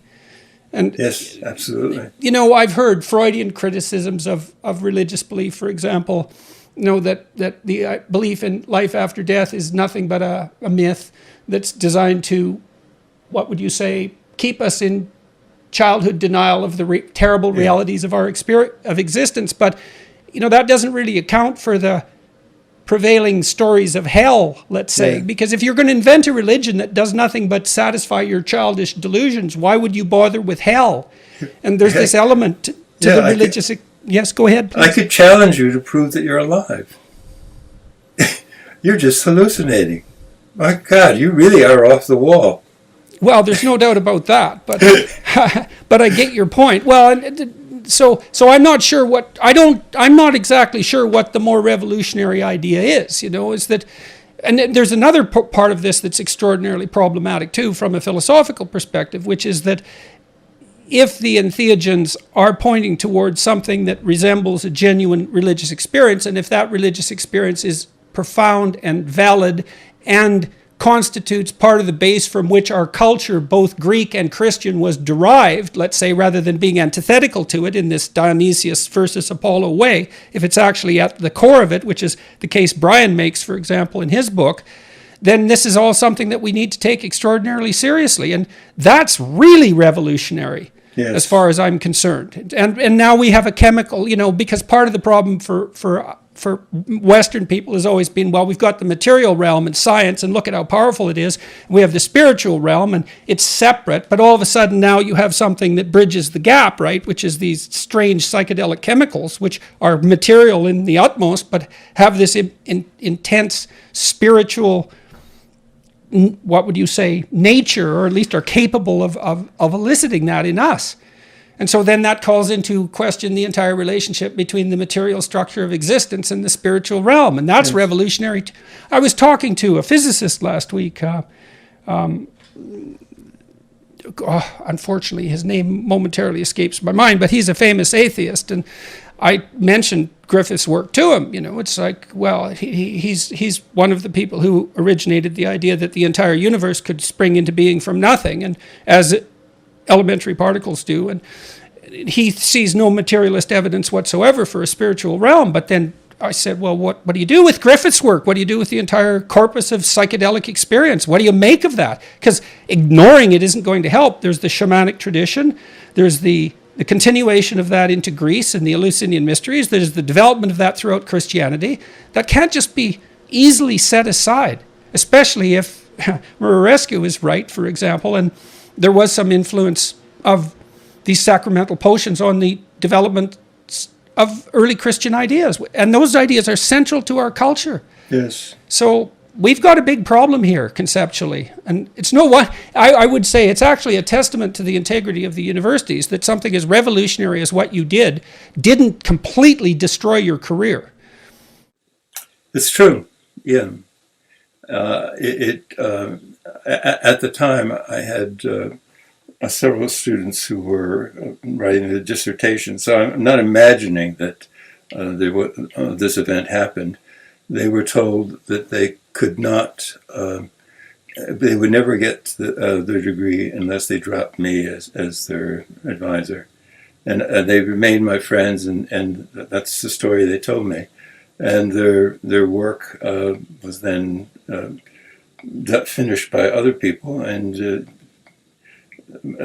in some cases they've been quite successful. They've been published and so forth, but it was the work they did with me and was stolen by somebody else. Because this was not the Silver who did it. It was someone in the department who was definitely trying to get credits for what he was doing, who stole the students away from me. Well, it's heartening to me that you were able to maintain your career as an academic despite wandering into this most incendiary territory. And I'm not sure that would be the case today, at least under some circumstances. So I'm going to blame all these questions on Brian, by the way, because he sent them to me. But they're good questions, so I'm going to go ahead with them. You apparently tested the Kukion potion yourself in the 1970s. Albert Hoffman sent you and Wasson some ergot in the mail. Could you share that story? Yeah, it's just rather humorous because we did do it. It was at the very beginning, in fact, because Wasson was very direct. If we were going to write about this, we should know what the experience was like. And so it was one of the times that I visited him. About once a month, I went to spend the weekend at his house in Connecticut. And as we were driving there, he said, we're going to take the potion tonight. And so I thought, oh, really? And we had dinner. His old nanny was there, an elderly black woman. And he announced, we're going to take the potion tonight. And, this is awfully open because, I believe this is illegal to be taking drugs. So he said the custom is to fast before you do this, and so we can't eat anything. So we sat there while the other people ate, and then when dinner was over, we got up to go down to the barn in the studio. He stayed in his studio, which was converted in the barn, not in the main house. And as we got up to go, the other people said, well, have fun. Well, this is rather flippant, too. So when we got there, he put on some music, and he said the custom is to observe silence. So I knew that I wasn't supposed to talk. I didn't know at the time, but we were listening to the chanting of Maria Sabina, the Mazatec shaman.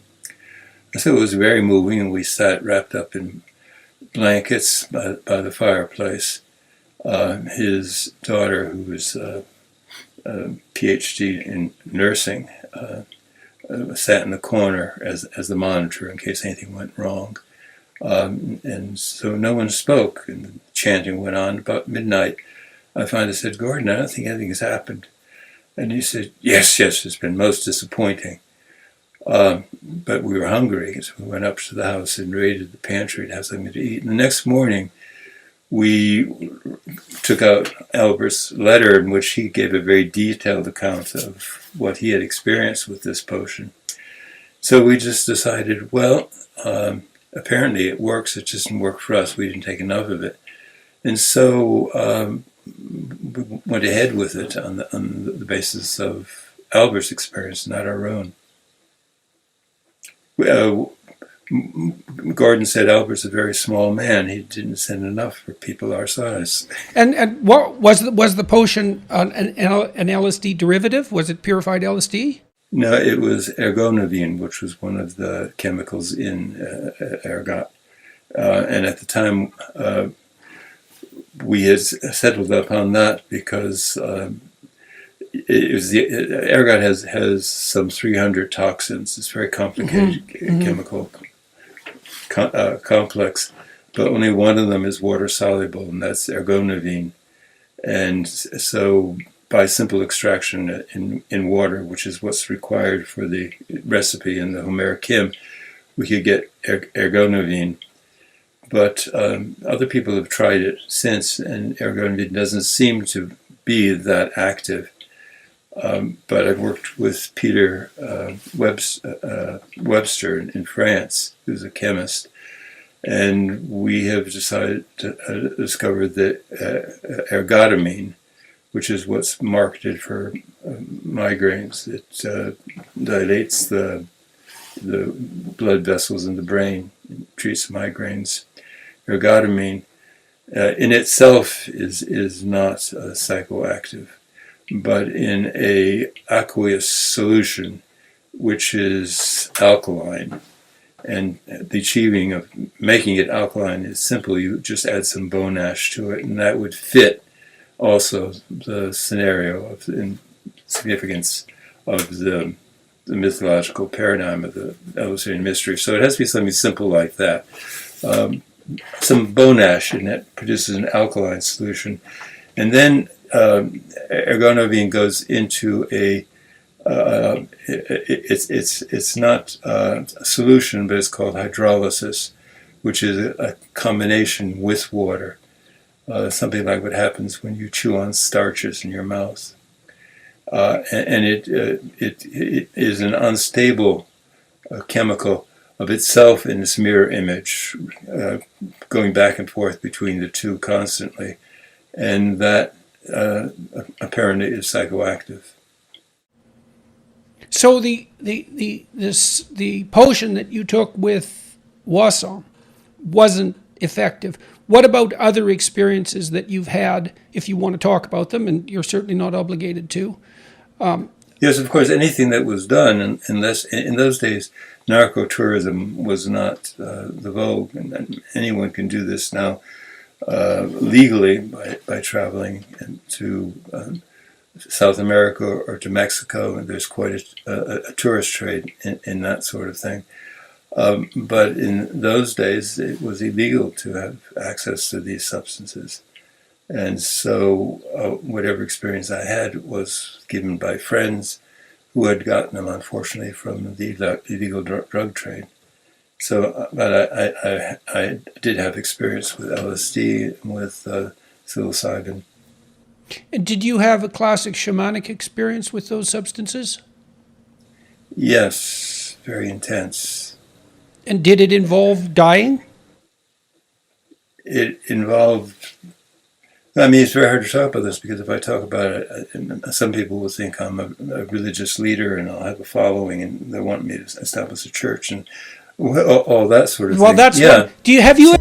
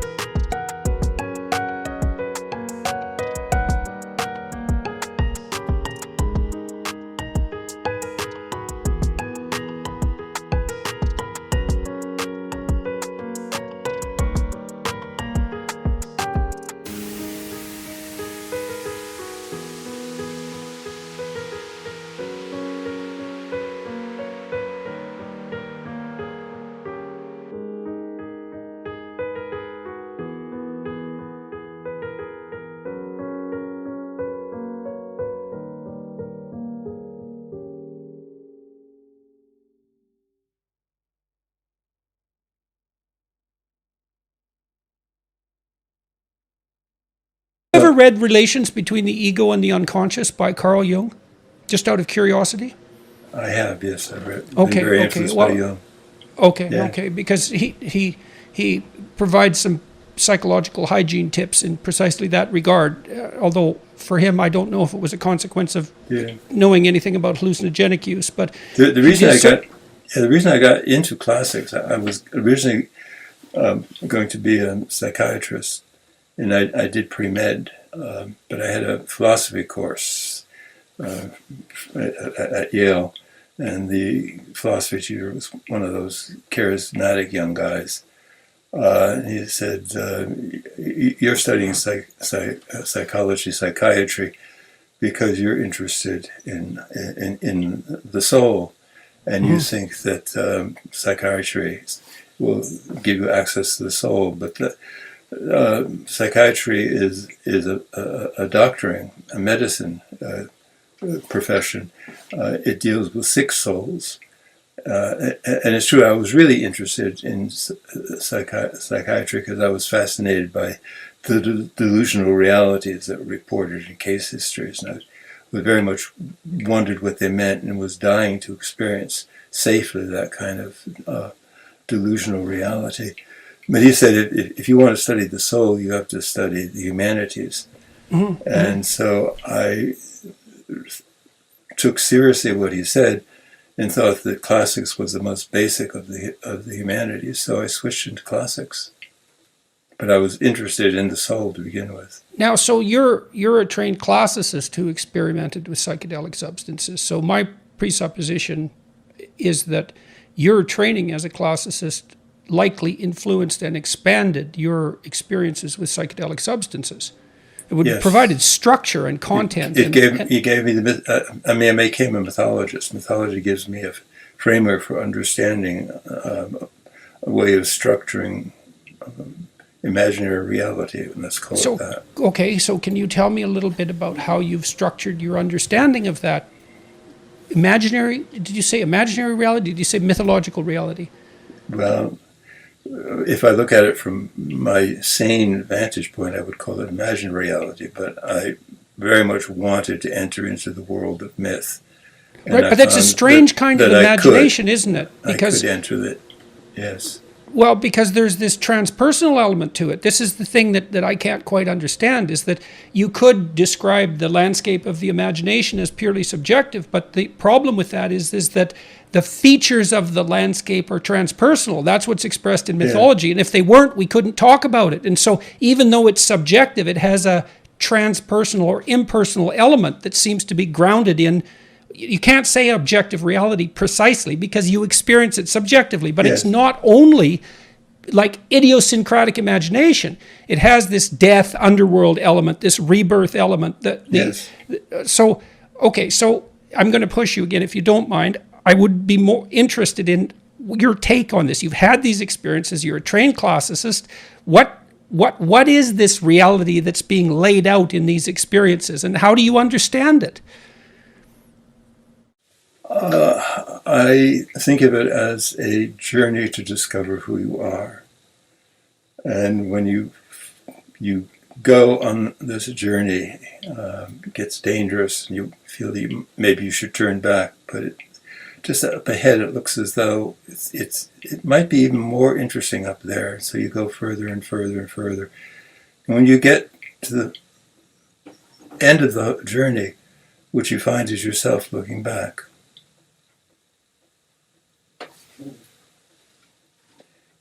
I said I'm not going to found a church, but there is no God. You're so stupid. Don't you realize you are God? And so I guess what I wonder about is what happens what are the implications of that kind of realization for how you conduct your life? Like, look what happens with Griffith's subjects. They quit smoking. Okay, so now it's easy to think about that as a pharmacological effect.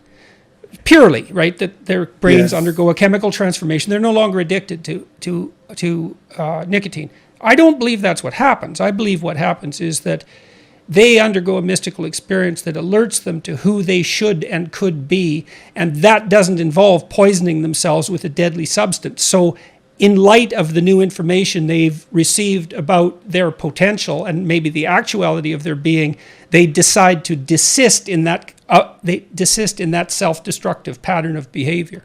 I think the same thing happens to alcoholics that are cured, so to speak, as a consequence of psychedelic experience. Does that seem reasonable to you? It does seem reasonable, yes. but I have to.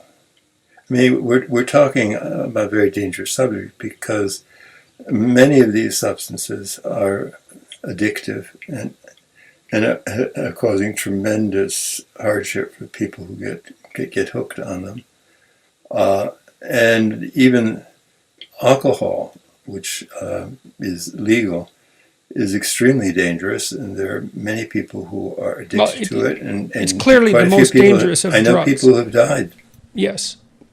Alcohol is an absolute catastrophe. I mean, there'd be virtually no violence, domestic violence, for example, if there's no alcohol. Alcohol is a catastrophe in 50 different ways. That doesn't necessarily mean it should be illegal, but well, yeah, it's definitely that's just a catastrophe. it. I mean, there has to be an etiquette of use, and these addictive substances you described, the hallucinogens don't technically fall into that category, oddly enough, right? Because people tend not to abuse them. In the case of LSD, you build up an immediate immunity to it. So if you take it the second day, nothing happens at all. Yes, and something similar has been reported with psilocybin and with DMT. So these seem to be self-limiting substances, at least to some degree, as opposed to drugs like cocaine, which is classic psychomotor stimulants, or the benzodiazepine class, or the opiates, for that matter, which all have that addictive tendency. So here's a question. Let's move away from the personal experience end a bit, although I'm so tempted to push it deeper, but I won't. I'll leave it be for the time being. This is something I did discuss with Brian. His book, and he's obviously profoundly influenced by you, his book, I believe, is predicated on the assumption that the great Greek rationality, everything that we admire and understand about Greek culture, was embedded inside this mystical tradition. It wasn't antithetical to it. It was embedded inside it. Yes. Like our thought is embedded inside a dream, if you think about it from a Jungian perspective, and I think that's an accurate way of looking at the world. Rationality embedded in a dream, embedded in a body, something like that. What do you think was the value of non-ordinary states of consciousness in classical antiquity? The value for us is that we would not have the great works of sculpture and literature and painting if that society did not have access to this awareness of spiritual entities. Okay, so they call it the muses, but okay. But they're not imaginary. They're actually possessing spirits. The people testify over and over again that in the act of creation, and I find that myself, I'm just writing an essay. In the act of creation, you don't know what you're doing. Someone is working through you. Something is working through you. Or, if I don't want to go that far, it allows me to reconfigure the functioning of my brain in a way that ordinarily I would not have access to. There's this idea of the communion with the ancestors seems to me to be analogous on the shamanic front to the idea of being possessed by the creative spirit that drives mankind, essentially, is that the experience that's induced by the psychedelics that puts the users in touch with their ancestors, puts them in touch, that's exactly the right way to think about it, I think, with the central animating spirit of mankind. And that's that spirit that drives that continual conversation that we're all supposed to be involved in, for example, as humanities practitioners, right? The golden chain that exists down the centuries that stretches all the way back to the shamanic rituals. That's all part of this. And that's the spirit that animates you when you're creative. And animates means to be possessed by a spirit because it's related to anima, right? And so you are possessed by a benevolent spirit that produces and utters truth if you're engaged in the creative activity properly. And those psychedelics, that mystical experience seems to be associated with the ability to move away the blinders that would stop you from being able to perceive the existence of that spirit. That's reasonable. Yes. It isn't reasonable at all. Of course, none of this is the least bit reasonable. Albert had synthesized LSD 5 years before he was aware of its visionary potential. But at the time, it didn't seem to have any use. And so he put it aside on a shelf in his laboratory. And 5 years later, as he was passing the shelf, he sensed that the vial said, "Take me." And so he took it off the shelf and took the smallest amount, assuming that it would be too small to be deadly poisonous or to have any effect, and he would work his way up to see what its effect might be. And so the smallest conceivable dosage produced the first LSD documented trip in our era. Well, is it still the case? When I was studying pharmacology to the degree that I studied it, the claim was made that LSD is the most potent pharmacological substance ever discovered, that 100 million molecules, or some tiny, trivial amount, is sufficient to induce a mystical state. It's unbelievably potent. And now maybe there have been pharmacological agents discovered since then. I'm unaware. There may be some new things, but that's what I understand too. It's extraordinary.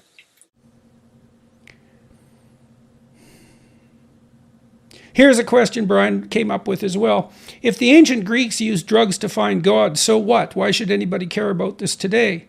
What are you really looking for in this research? Well, I guess that's a reasonable set of questions. What about Jung? What about Jung? Do you think that he experimented with hallucinogens? Who? Carl Jung. Because he knew things. He knows things that you just can't believe anybody could know. We know he spent a year in Taos. I have a house in Taos, and that year is not documented, but he was experimenting with mind-altering substances. Psilocybin? Probably. Was that before or after the Red Book, do you know? I think the Red Book came out of that. How sure are you that happened? Well, it can't be sure. Yeah, I know. Because I wasn't there, and one could try to find if there are any people who knew him at the time. But he had a strange family background. There were lots of visionaries in his family, so he might have been one of those spontaneously visionary types. Like, what about William Blake? That's one of the things that we're very interested in tracking down, the use of entheogens amongst people, reputable, great monuments of our cultural tradition. Did they have access to altered consciousness? And I'm quite sure that Blake did. Milton?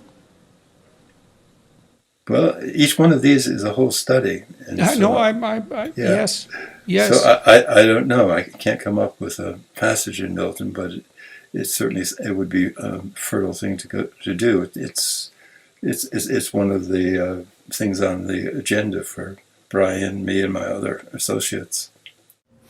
Brian, you said when we were talking that you hadn't tried anything that was psychedelic despite your intense interest. And so I'm going to be nosy and rude and ask you, what's stopped you? Maybe I've been influenced by Carl's story too much. It's But you must be dying of curiosity. I should say that you are so curious. His testimony is all the more valuable because he hasn't done it. So people cannot say that he's ruined his mind on drugs. So that if he ever does do it, he should keep it secret. Well, that's part of. I mean, I would take a lie detector today. I still have not done it. I'm dying of curiosity. I wanted to approach this book in as objective a manner as possible. I do think that's important, but it's not off the table for the future. What I've said in the past is, and I mentioned this earlier, Jordan, I don't think that psychedelics are mutually exclusive of organized faith or traditional faith. And Carl and I were both raised Catholic, as a matter of fact. And there's a way of doing this that is both I think, honest and respectful of the ancient mysteries, the pagan mysteries, and Paleo-Christianity. I keep coming back to those first few centuries after Jesus as this ancient cultural internet. If we can't integrate Christianity, let's say, with its precursors, how the hell are we going to integrate Christianity with the rest of the world? And this might be a way. As odd as that sounds, or mysticism writ large, and you see this all over the Catholic religious orders, from the Franciscans to the Jesuits and Carthusians. I mean, there's a periphery to Christianity where mysticism lives and breathes. The same mysticism, I would argue, as the ancient mysteries, psychedelic or otherwise. And so if there was a vehicle, a container for this, it would be in that periphery, the Meister Eckhart periphery, where if you could not yourself for an instant, you would possess all. Well, and the dogma, generally speaking, has to be the container for the mystical experience too. People who have a spiritual bent, who are on the openness end, personality-wise, let's say, of the religious continuum, they tend to be antithetical to dogma, but dogma contains the tradition that constrains and, I suppose, in some sense, delimits the insanity of the psychedelic mystical experience. Those two things have to be brought together. And I think it has a way of interpreting the experience too. Yes, I've asked Carl in the past, what should I be doing?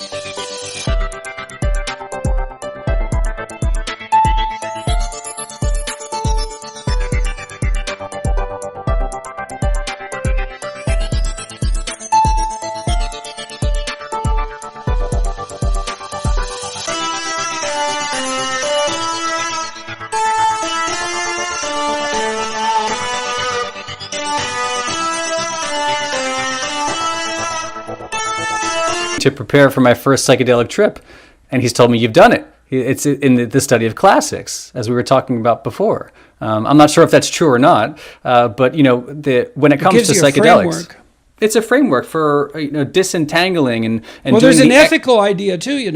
Before the ancient Hebrews encountered the God of the Ark of the Covenant, they purified themselves ethically. That's something to be cognizant of. If the layers of reality are peeled back and the distinction between good and evil is drawn for you, you want to be sure you're as far away from the malevolence in your own spirit as you can possibly be. And that's no joke. That's part of the reason that set is so important, because these experiences can become hellish in no time flat. And I suspect that's likely more to be the case to the degree to which there's a certain amount of hellishness in your psyche. And so that's a warning of sorts. I have another question for you, Dr. Ruck. I asked Brian this, and if the Dionysian, first of all, how do you view the relationship between, this is a terribly complicated question, Dionysius and Christ, and why was it necessary, so to speak, for Dionysius to transform into Christ? Just make a simple observation that Christ is a Hellenized Jewish tradition. Christ is a Greek deity. The Christian story is a Greek myth. So it's the consequence of Judaism and Greece coming together. This does not mean to say that it is an inauthentic religion. I understand. Okay, so let me ask you a question. So I studied, to the degree that I'm capable, the emergence of the god Marduk in Mesopotamian culture, and one of the things that I stumbled across was the fact that Marduk was, for example, known by at least 50 different names, and they were all attributes. And I thought, well, each of those names was likely, at some point in history, the signifier of a tribal deity. And the tribal deity, so imagine that we abstract up what we admire into something resembling the deity that guides our tribe. And we we attribute to that a personality, and we try to enter into a relationship with it because it's the personality that represents the ideal, just like the personality that animates you when you're creative represents the creative spirit that permeates mankind. Each tribe has its own idealized representation, but when tribes come together, those ideals fight. That's the battle between gods in heaven that Eliade writes about so prolifically. So you imagine that as tribes come together, their gods fight in psychological space and arrange themselves into something resembling a hierarchy, and a higher god emerges as a consequence of the conflict, something that's more sophisticated. And so as we aggregate as human beings, as we aggregate across tribes, we develop a more sophisticated and universal conception of the highest ideal. So you have Greece and Judaism combine, and out of that emerges the figure of Christ as transformation of Dionysius. And as you said, it's not something that it doesn't invalidate the revelation. You'd expect some revelation to occur as the consequence of the interaction between two cultures that had been separated, because they had their own profound developmental history. Of course it would be cataclysmic. Something has to come out of that. And what I don't understand is the role that the hallucinogens played in that. Of course, there's many things I don't understand, but that's certainly one of them. Yeah, I mean, the fact that religions fight with each other, that tribes have their own contingent of deities, and they fight with each other and so on. That's the whole tragedy of this, because once you define it, you try to own it, and then you have people with their set of belongings and opposing people with another set of belongings. Whereas the basic nature of this experience is that that's all immaterial. There's only one reality. It can't be defined that way. I mean, you don't have to explain these other entities that are in this room, these rooms with us, as animals or as animate human hybrids or as humans and so forth. Equally, in this ancient mystery tradition, what could be seen would be the perfect relationships of mathematics and geometry, and we know that Pythagoras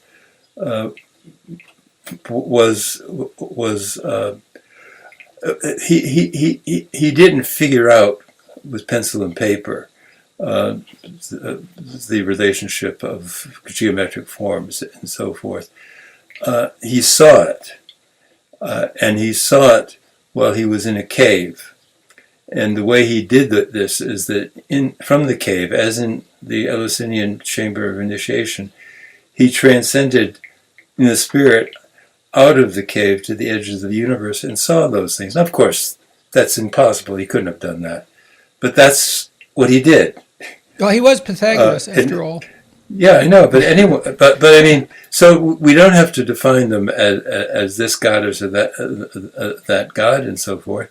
We already have working out a really great system of definitions, which we call science. Right. I mean, even scholars who don't support the psychedelic hypothesis necessarily, and I'm thinking of maybe Peter Kingsley, who's also a great inspiration, will nonetheless talk about the wisdom, yes, in the dark places of wisdom, or his book Reality. Kingsley goes into great detail about these cave techniques and these incubatory techniques practiced by Pythagoras in his basement that he built for these techniques in Italy, entering into these states of trance, these cataleptic states of trance, beyond time, beyond space, this kind of apparently near-death state. This was practiced by the likes of Pythagoras, Parmenides, Empedocles. These pre-Socratics, with or without drugs, would enter into these states to commune with the goddess and bring back the things that we would call at least part of Western civilization. So, I mean, these states of non-irrationality, I think this is relatively accepted by classicists, Carl. This goes back to E.R. Dodds, the Greeks and the irrational, a couple generations ago. Yeah. So I think psychedelics are just one twist on this. Gilgamesh goes down to the bottom of the ocean like Pinocchio does, and he brings back the herb of immortality, but it's stolen, it's, I believe, by a snake on the way back. That's the case? That's the story? Is that Yes. a shamanic story as well? Yes. And so we go out to the edge of the world to gather wisdom, but on the way back we lose it and we can't bring it back. Or we can only bring back fragments of it. We're not capable of bringing back it all. Once you wake up, it's hard to remember the dream. That's a good place to stop. But we could add one thing. Yes, definitely. A very important technique is to enter the dream world, and when you're dreaming, don't decide you want to wake up, but carry consciousness into the dream, in which case you enter this world. You're in the spirit world. You're in control of everything. Have you been able to lucid dream? Yes. Are you an avid practitioner? I used to practice it more than I do now because I came to realize that what I was trying to do was die. There's no sense in hurrying the process. Well, I mean, once you do that, once you dissociate your spirit from your body, you might decide you don't want to go back in again. And that's what happens when you die.